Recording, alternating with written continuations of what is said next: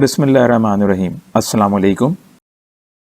18 नवंबर 2019 शुमाली Africa के साहरी मुल्क Morocco यानी अल-मग़रिब में पहला दिन। कल शुमाली अफ्रीका के साहिली मुल्क मोरक्को यानी अल-मग़रिब आना हुआ। अल-मग़रिब के शुमार में बहर रूम, जबकि मग़रिब में बहर ओक़यानूस अपनी बाहें फैलाए खड़ा है। मोरक्को का दारुल ख़िलाफ़ा रबात है, जबकि यहाँ का सबसे बड़ा शहर कासाब्लांका कहलाता है, जो मुल्क की सबसे बड़ी बंदरगाह भी है। मोरक्को की कुल आबादी तकरीबन 36 मिलियन नफूस पर मुश्तमिल है, जिनमें 97% सुन्नी मुस्लिम हैं, जबकि बाकी 3% में शिया, बहाई और ईसाई अक़लियतें पाई जाती हैं।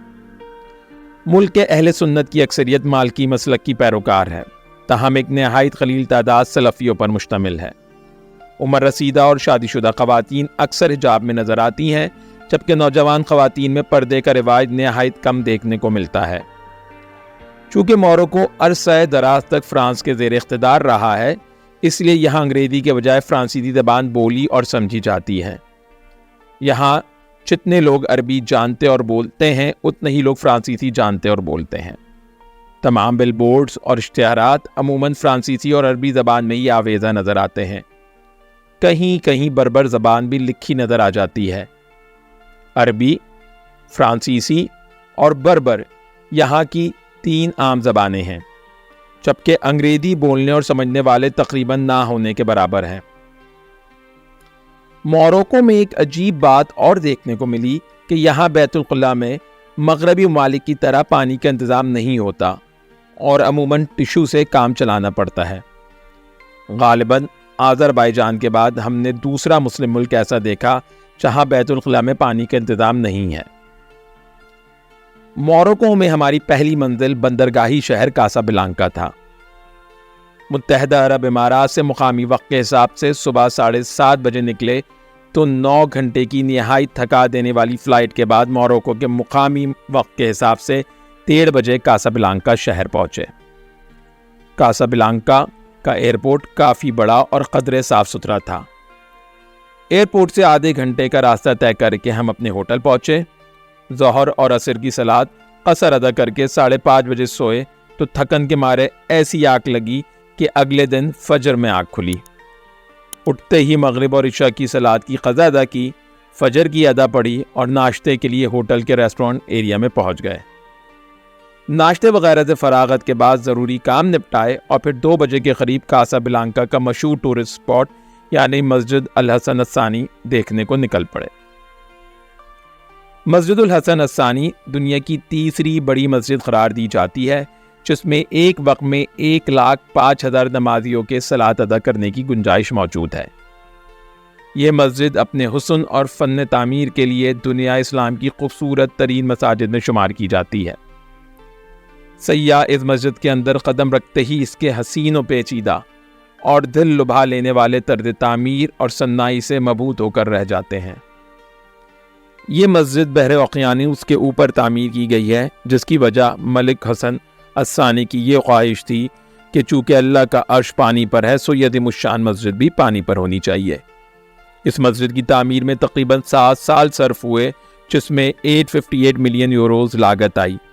इतनी कसीर लागत का बोझ मोरक्को जैसे तरक्की पजीर मुल्क की हुकूमत के लिए उठाना मुमकिन ना था, सो हुकूमत की तरफ से चंदे की अपील के ज़मन में जहाँ कई मुतमव्विल इस्लामी ममालिक जैसे सऊदी और कुवैत ने ख़तीर रकम दी, वहीं आम आवाम ने भी बढ़ चढ़ कर मस्जिद की तामीर के अखराजात में अपना हिस्सा डाला और यूँ 7 साल के मेहनत कश अरसे के बाद ये मस्जिद अगस्त 1993 में मुकम्मल हुई।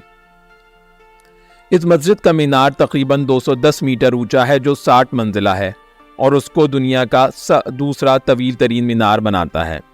ये मीनार जितना खूबसूरत बाहर से है, उससे कहीं ज़्यादा खूबसूरत अंदर से है। इस मस्जिद की दीवारों पर जिस कदर नक्श निगार और कारीगरी की गई है, सब हैंड क्राफ्टेड यानी हाथों से की गई है। मस्जिद के तमाम मीनारों पर नहायत खूबसूरत कशीदाकारी और ख़त्ताती के नमूने नज़र आते हैं। जा बजा खशब यानी लकड़ी के बड़े बड़े टुकड़ों की तराश व खराश करके दिल आवेज़ लदाव वाली छतें बनाई गई हैं। मस्जिद की मरकज़ी इमारत से कबल एक नहायत वसी और सहन आता है, जिसके बाएं जानिब नीचे साहिल की तरफ सीढ़ियाँ जाती हैं। मस्जिद का बड़ा सहन पार करके ऊंचे महराबों पर मुश्तमिल एक राहदारी सी आती है, جو اصل میں مسجد کی مرکزی عمارت کی فصیل ہے۔ اس بلند و بالا فصیل کے دامن میں مسجد موجود ہے۔ ہم چونکہ دن کے 2 بجے مسجد پہنچے تھے، سو اس وقت مسجد کی مرکزی عمارت بند تھی جو 3 بجے دوبارہ کھولی جانی تھی۔ خیر ہم نے 3 بجے تک انتظار کیا اور پھر ٹکٹ خرید کر مسجد کی مرکزی عمارت میں داخل ہوئے۔ اندر داخل ہوتے ہی گویا مسجد کے حسن نے آنکھیں چندیا دی ہوں۔ بے انتہا خوبصورت در و دیوار، ان پر لداؤ کی چھتیں، چابجا لکڑی کی کاریگری کا خوبصورت کام، دیدہ زیب زجاجی فانوس، نقش و نگار والے ستون جن پر نہایت سلیقے سے لکڑی اور ماربل کا کام کیا گیا تھا۔ الغرض یہ ممکن ہی نہیں کہ مسجد کی خوبصورتی کو الفاظ میں ڈھالا جا سکے۔ اسی سبب ہم اپنی اس ویڈیو میں آپ کو اس مسجد کی چند تصاویر دکھا رہے ہیں تاکہ ویڈیو دیکھنے والے حضرات اپنی آنکھوں سے اس مسجد کی خوبصورتی کو دیکھ سکیں۔ مسجد اندر سے ایک مستطیل عمارت کی صورت میں ہے جس کے دونوں اطراف زمین سے 1 منزل اوپر بالا خانے کی شکل میں خواتین کے نماز پڑھنے کی جگہ بنائی گئی ہے۔ یہ بالا خانے مکمل لکڑی کی خوبصورت کشیدہ کاری سے ڈھکے ہوئے ہیں جو مسجد کے خوبصورت طرز تعمیر کو مزید جلا بخشتے ہیں۔ مسجد کی زیریں منزل میں وضو خانے اور بیت الخلاء بنائے گئے ہیں۔ وضو کے لیے مسجد کے اندر خوبصورت ماربل کے کئی فوارے تعمیر کیے گئے ہیں جن کے کناروں پر بیٹھ کر نمازی وضو کرتے ہیں۔ یہ فوارے کنول کے پھول کی شکل کے ہیں اور نہایت ہی دیدہ زیب اور خوبصورت نظر آتے ہیں۔ وضو خانے کے بیچوں بیچ ایک بڑا فوارہ جبکہ اس کے آس پاس چھوٹے فوارے بنائے گئے ہیں۔ ان فواروں کے اوپر جگہ جگہ خوبصورت فانوس لٹکائے گئے ہیں جو وضو خانے کے حسن کو مزید 4 چاند لگا دیتے ہیں۔ مسجد کے احاطے میں ہی ایک مراکشی حمام، ایک میوزیم، بچوں کا ایک مدرسہ، کچھ کانفرنس ہال اور ایک بہت بڑی لائبریری بنائی گئی ہے۔ یہ لائبریری اسلامی دنیا کے بڑے کتب خانوں میں شمار کی جاتی ہے۔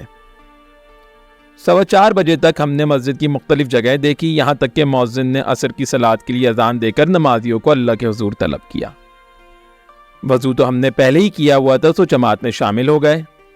البتہ جماعت میں ایک نہایت عجیب سی بات نوٹ کی۔ مسجد بڑی ہونے کے سبب مکبر امام کے بعد تکبیر دہراتا جاتا، تاہم نماز کے آخر میں امام نے صرف 1 سلام کہا اور اس کی ابتدا میں مکبر نے بھی 1 سلام کہا۔ غالباً مکبر کے سلام پر امام کے دوسرے سلام کو قیاس کر لیا گیا کیونکہ کم از کم ہم نے اور ہمارے ساتھیوں نے امام کا دوسرا سلام نہیں سنا۔ گویا یہاں کے ائمہ اس بات کا عملی نمونہ پیش کرتے ہیں کہ 1 سلام سے بھی نماز ہو جاتی ہے۔ اگر یہی صورتحال پاکستان میں ہوتی تو مقتدیوں نے شور مچانا شروع کر دینا تھا اور امام پر بدعتی کا فتویٰ لگا دیا جاتا۔ خیر صلاۃ ادا کر کے ہم واپس ہوٹل کی طرف چلے جو مسجد سے 20 منٹ کی پیدل واک پر تھا۔ ہوٹل سے سامان لے کر ہم کاسا بلانکا ریلوے اسٹیشن کے لیے عازم سفر ہوئے جہاں سے 6 بجے والی ٹرین سے طارق بن زیاد کے شہر طنجہ روانہ ہونا تھا۔